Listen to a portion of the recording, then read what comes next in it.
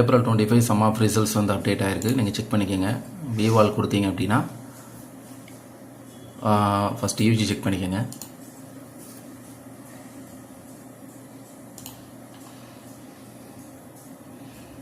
ஏற்கனவே result BSc computer science வரைக்கும் வந்திருக்கு. இப்போ வந்து அதில் வந்து பிஏ வந்து ஆட் ஆகிருக்கு. சரிங்களா?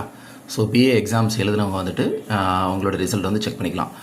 இதில் இன்னொரு முக்கியமான என்னென்னு பார்த்தீங்கன்னா ரீவேல்யூஷன் கொடுத்துருக்காங்க. Revaluation application may be received from the students on before 15 days of publication of the results. சரிங்களா? ரிசல்ட்டு வந்ததுலேருந்து 15 daysக்குள்ள உங்களுடைய ரீவேல்யூஷன் இருந்துச்சுன்னா அந்த அப்ளிகேஷனை வந்துட்டு சப்மிட் பண்ணணும் அப்படிங்கிறத அவங்க வந்து சொல்லியிருக்காங்க.